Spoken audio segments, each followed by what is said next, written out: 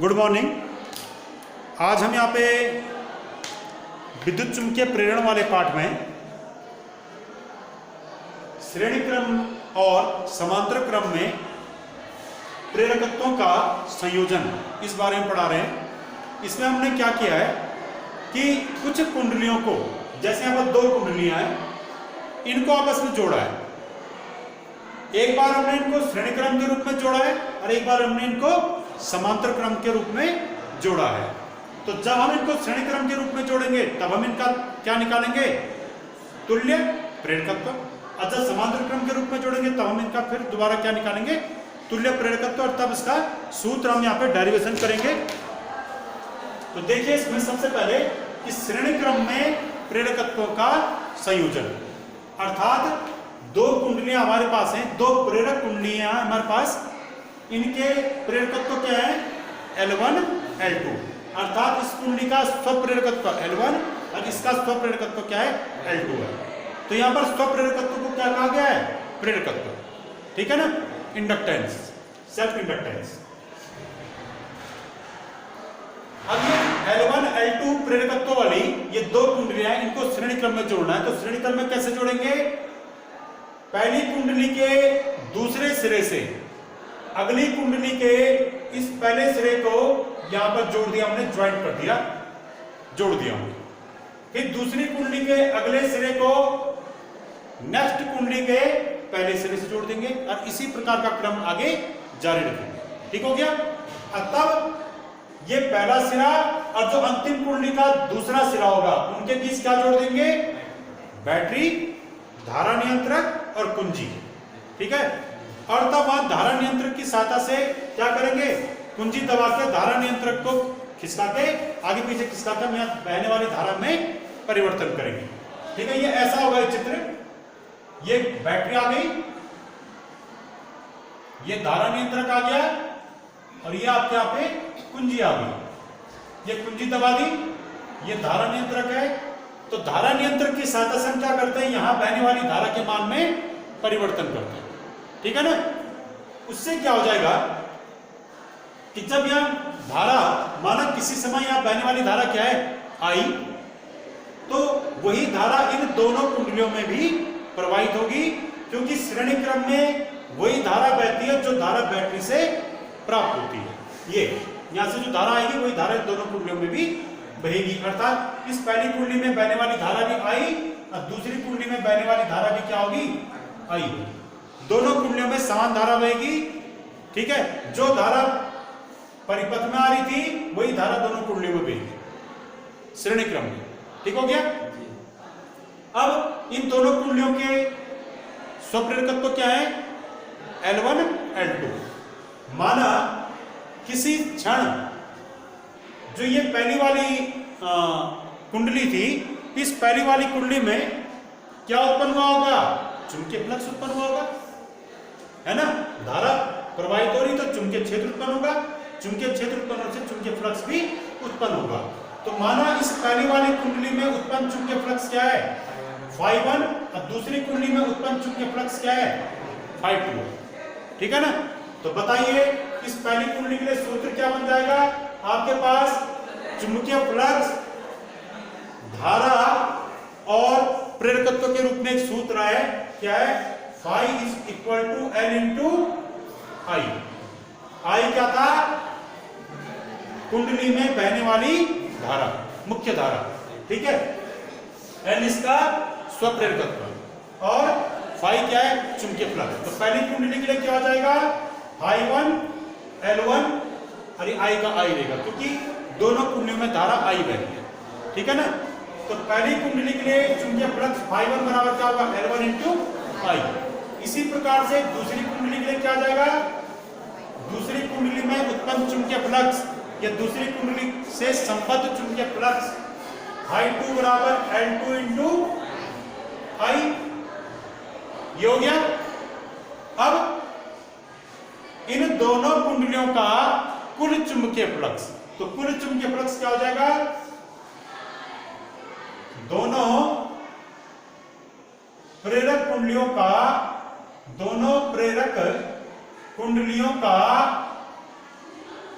कुल चुंबकीय फ्लक्स। तो कुल चुंबकीय फ्लक्स कितना आ जाएगा बताइए? वो आ जाएगा ∅1 प्लस ∅2, ∅1 प्लस ∅2 ये जुड़ जाएगा। क्यों? क्योंकि चुंबकीय फ्लक्स अदिश राशि है, तो जहां पर हम कुल चुंबकीय फ्लक्स निकालेंगे वहां पर ये सीधे सीधे आपस में जुड़ जाएंगे। यहां पर दिशा की कोई जरूरत नहीं पड़ेगी, ठीक है, सीधा ∅1 प्लस ∅2 हो जाएगा। अब इसके बाद यहाँ पे ∅1 और ∅2 के मान रखिए, तो ये क्या आ जाएगा? ∅1 ∅2 के मान रखिए यहाँ पे, तो ∅1 का मान आ गया L1 इंटू आई प्लस ∅2 का मान L2 इंटू आई। तो बताइए कुल चुंबकीय फ्लक्स का मान क्या हो गया? कुल चुंबकीय फ्लक्स आ गया दोनों कुंडलियों का कुल चुंबकीय फ्लक्स। ये क्या आ जाएगा? इसमें I कॉमन आ गया, ब्रैकेट में क्या आएगा? L1 प्लस L2 इंटू आई। ठीक हो गया? अब यहां पर माना इन दोनों कुंडलियों को जब हमने यहां पर जोड़ा श्रेणी क्रम में, तो इनको जोड़ने से एक नई कुंडली प्राप्त हो गई जो यहां से लेके यहां तक है। तो इस नई कुंडली का भी अपना क्या होगा? स्वप्रेरकत्व होगा। तो माना इन दोनों कुंडलियों को श्रेणी क्रम में जोड़ने से प्राप्त नई कुंडली का परिणामी स्वप्रेरकत्व या परिणामी प्रेरकत्व क्या है? L है। यहां से यहां तक आ गई ना कुंडली, तो इस नई कुंडली का परिणामी प्रेरकत्व क्या है? माना L है। और इस नई कुंडली जो परिणामी कुंडली प्राप्त हुई, इसमें धारा कितनी बह रही है? I। ठीक है, तो बताइए इस परिणामी कुंडली में प्रेरकत्व और धारा के बीच क्या संबंध होगा? उसके लिए क्या सूत्र आ जाएगा? क्या कहा मैंने कि परिणामी या तुल्य, तुल्य क्या नाम कर रहा हूं उसको? प्रेरकत्व। तुल्य प्रेरकत्व क्या हो जाएगा? कितना माना तुल्य प्रेरकत्व? L। तो तब परिणामी कुंडली के लिए क्या आ जाएगा सूत्र?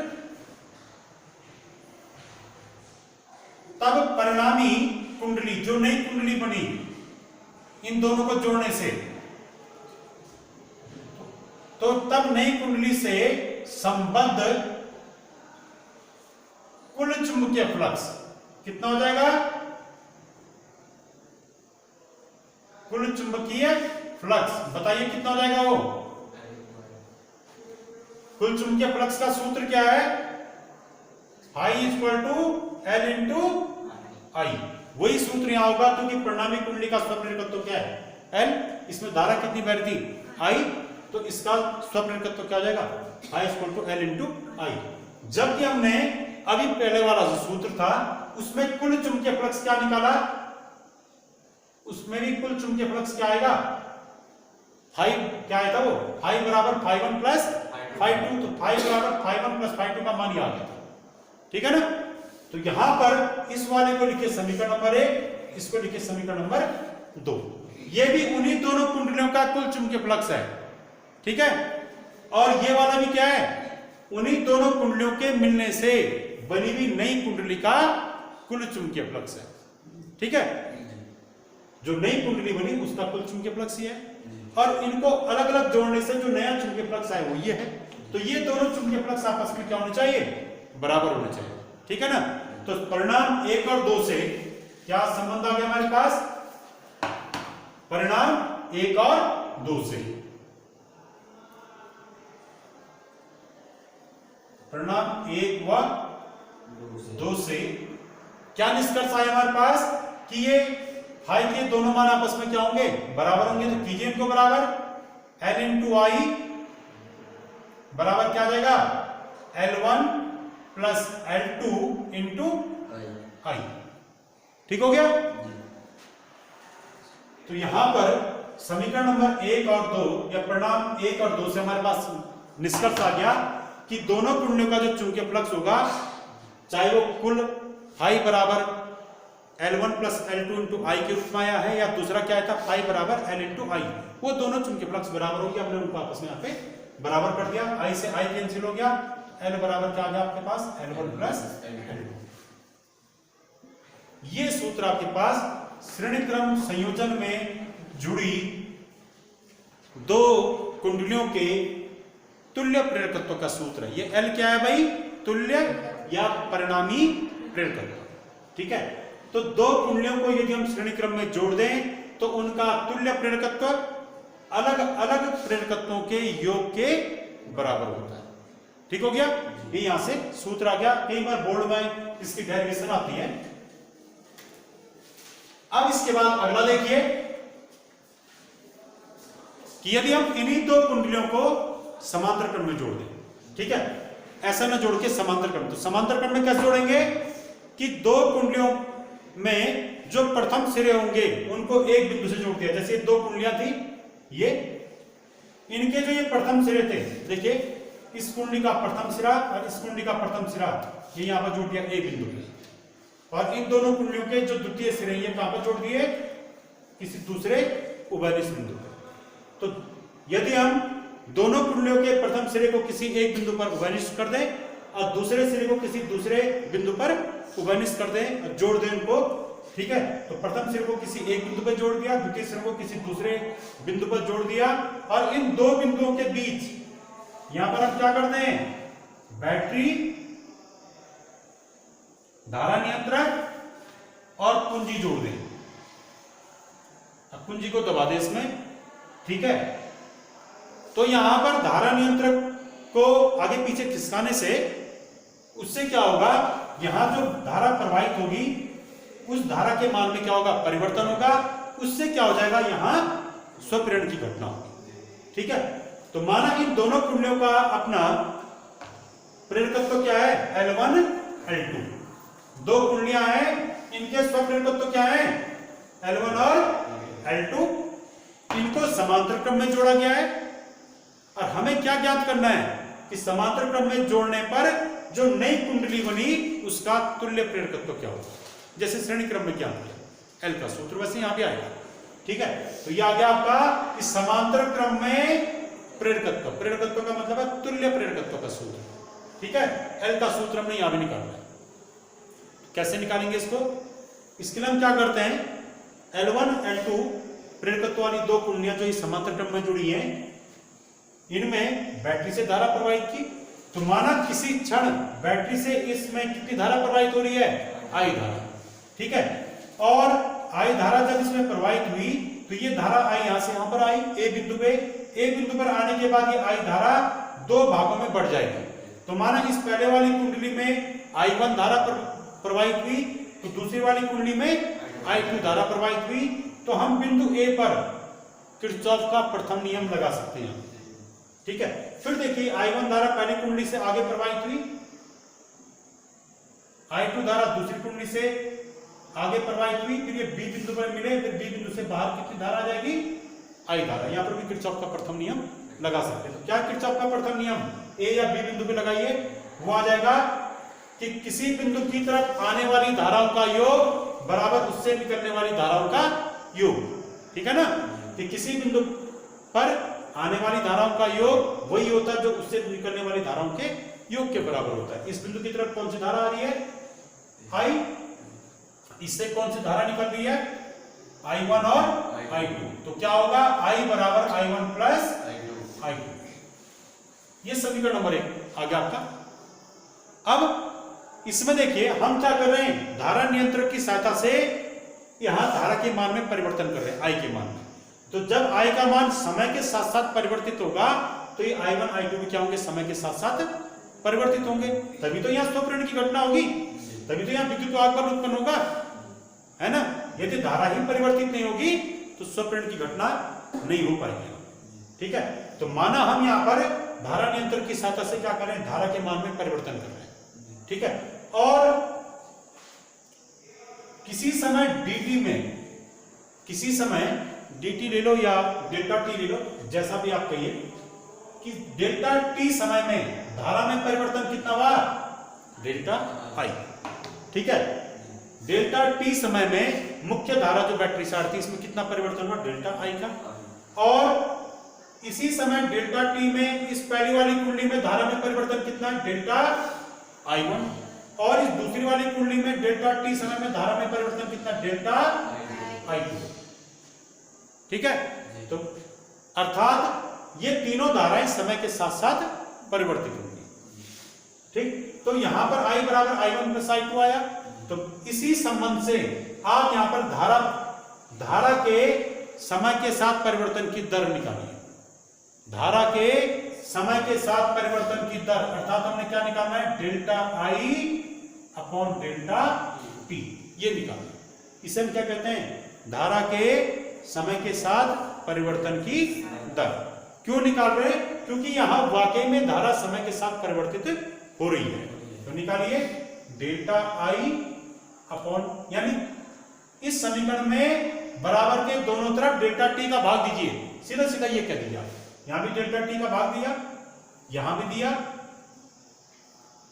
और यहां भी डेल्टा टी का भाग दे दिया। ठीक है, भाग क्यों दिया डेल्टा टी का, क्योंकि ये धारा वाकई में समय के साथ टी के साथ परिवर्तित हो रही है। अगर धारा समय के साथ परिवर्तित नहीं हो रही है तब आप delta I by delta T नहीं निकालेंगे, क्योंकि तब उसका मान 0 आ जाएगा। ठीक है ना, तब नहीं निकालेंगे। जब धारा समय के साथ परिवर्तित हो रही हो तभी इस समीकरण का औचित्य है, अन्यथा नहीं है। ठीक है, तो यहां परिवर्तित हो रही है। ठीक, अब इसमें ये क्या चीज है भाई, delta I by delta T. हम क्या पढ़ रहे हैं, समांतर क्रम में जुड़े हुए प्रेरकत्वों का, कुंडलियों का तुल्य प्रेरकत्व, उसको पढ़ रहे हैं। तो देखिए इसमें, इसको फिलहाल आप समीकरण नंबर 2 लिखिए। आपने फैराडे के जो नियम थे, विद्युत चुंबकीय प्रेरण के नियम, उसमें पढ़ा था E बराबर क्या होता है, प्रेरित विद्युत वाहक बल क्या, चुंबकीय फ्लक्स परिवर्तन की ऋणात्मक समय दर के बराबर होता है। इससे आपने हल किया था आगे किस घटना के लिए, स्वप्रेरण की घटना के लिए। वहां पर आपने निकाला था, वहां पर आपने एक चीज निकाली थी, E बराबर minus L delta I upon delta T. कैसे, यहां पर आपने I बराबर क्या लिखा था, L इंटू आई, I के स्थान में लिखा था L इंटू आई, अब तब पहले आपने बाहर ले लिया था, और यहां क्या आया था, delta I upon delta T. ठीक है ना, I के स्थान में L इंटू आई रखा था। तो इससे जो है आपने ये निकाला, तो E का मान आपने स्वप्रेरण में ये पढ़ा था, E बराबर प्रेरित विद्युत वाहक बल बराबर minus L into delta I upon delta T. इस समीकरण से हम यहां पर इस भी नई समीकरण प्राप्त करेंगे। पहली वाली कुंडली के लिए क्या हो जाएगा, ये क्या हो जाएगा, L1 I1। ठीक है, क्योंकि पहली कुंडली का स्वप्रेरक तो L1 और इसमें धारा I1। ये क्या होगा, ध्यान रहे, ये दोनों कुंडलियां क्या हैं, ये दोनों कुंडलियां समांतर क्रम में जुड़ी हुई है। ये A और B बिंदु के बीच जुड़ी हुई है। तो स्वप्रेरण की घटना में क्या होगा, यहां क्या उत्पन्न होगा, प्रेरित विद्युत वाहक बल। तो प्रेरित विद्युत वाहक बल एक प्रकार का प्रेरित विभवांतर होता है। ये क्या होता है, विभवांतर। ठीक है, तो आपने पढ़ा है पहले कि समांतर क्रम में जो भी अवयव जुड़े होंगे, जो भी समांतर क्रम में जुड़े होंगे, तो समांतर क्रम में हर अवयव के सिरों के बीच का विभवांतर क्या होता है, सेम होता है। जैसे श्रेणी क्रम में क्या होती है, धारा सेम थी सब में, तो समांतर क्रम में सब में क्या सेम होगा, विभवांतर।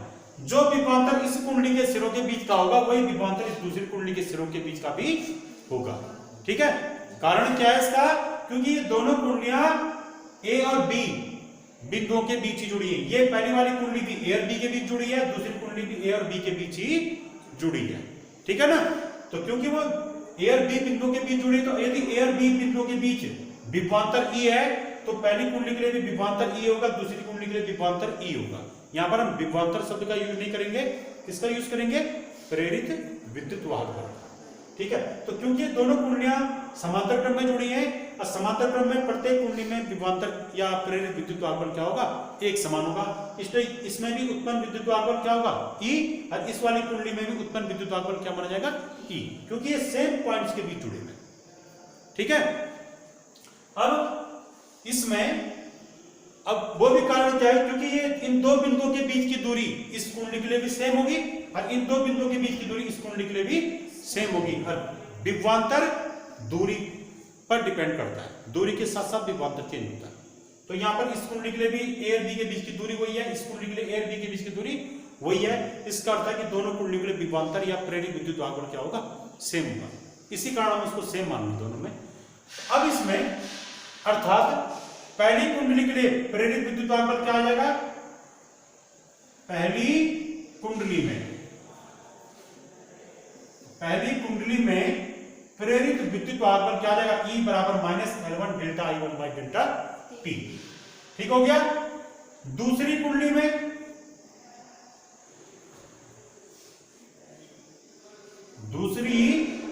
में इसमें भी प्रेरित विद्युत वाहक बल उत्पन्न होगा, क्योंकि धारा परिवर्तन से यहां भी प्रेरित विद्युत वाहक बल उत्पन्न होगा। उसका मान भी क्या होगा, E, क्योंकि वो भी ए और बी के बीच जुड़ी है, तो E बराबर मान जाएगा माइनस इस सूत्र से L2 delta I2 upon delta T। ठीक हो गया। अब आप यहां पर इसको समीकरण नंबर 4 लिखिए। इसके बाद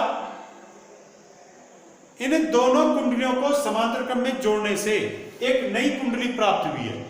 वो नई कुंडली भी ए और बी के बीच ही जुड़ी हुई है। उस कुंडली को हम कहेंगे क्या, परिणामी कुंडली। तो समांतर क्रम में जोड़ने पर जो नई परिणामी कुंडली प्राप्त हुई वो भी ए और बी के बीच ही जुड़ी है। तो माना उस परिणामी कुंडली का स्वप्रेरकत्व कितना है, L। अब हम परिणामी कुंडली की बात कर रहे हैं। इन दोनों को जोड़ने से जो परिणामी कुंडली प्राप्त हुई उसका तुल्य स्वप्रेरकत्व कितना है, L। उसके लिए विद्युत वाहक बल कितना होगा, E, क्योंकि वो भी ए और बी के बीच जुड़ी है। अतः उस परिणामी कुंडली में निकालिए आप, परिणामी कुंडली में विद्युत वाहक बल, उसका सूत्र क्या हो जाएगा, परिणामी कुंडली में, तो परिणामी कुंडली में विद्युत वाहक बल E बराबर क्या हो जाएगा, वो हो जाएगा minus L delta I upon delta T। क्योंकि परिणामी कुंडली में धारा कितनी बह रही है भाई, यहां पर जो नई कुंडली आएगी ना उसका एक सिरा ए और एक सिरा बी के बीच जुड़ा है, उसमें धारा कितनी आ रही होगी, टोटल धारा I, उसमें विद्युत वाहक बल E। ठीक है, तो उसके लिए सूत्र, उसका तुल्य स्वप्रेरकत्व L, तो उसके लिए सूत्र क्या जाएगा, E बराबर minus L delta I upon delta T। तो यहां पर इस वाले सूत्र से delta I1 upon delta T का मान क्या जाएगा, समीकरण नंबर 3 से, समीकरण नंबर 3, 4, 5 से, 3, 4 व 5 से क्या सूत्र आ गया, delta I1 upon delta T का मान क्या आ गया, यहां से देखिए ये L इसके अपोन में आ जाएगा, यह आ जाएगा minus E upon L1। Delta I2 upon delta T का मान क्या आ जाएगा, यह आ जाएगा माइनस E अपॉन L2। और ऐसे ही तीसरा क्या सूत्र आ जाएगा, delta I upon delta T, इसके लिए क्या सूत्र आ जाएगा यहां से, माइनस E अपॉन L। तो इन तीनों मानों को, delta I1 upon delta T, delta I2 upon delta T, delta I upon delta T, इन मानों को आप समीकरण नंबर 2 में रखिए। समीकरण नंबर 2 निकाला था मैंने अभी, क्या समीकरण 2 या समीकरण 1 क्या था, वो समीकरण 2 में आपने निकाला था delta I upon delta T equal to delta I1 upon delta T plus delta I2 upon delta T। इन में यहां से मान रखिए, तो क्या जाएंगे, रखिए मान यहां पर से, क्या हो जाएगा वो, delta I upon delta T का मान माइनस E अपॉन L बराबर, ये क्या आ जाएगा, माइनस E अपॉन L1 फिर plus minus E upon L2। ठीक है, आगे सब में।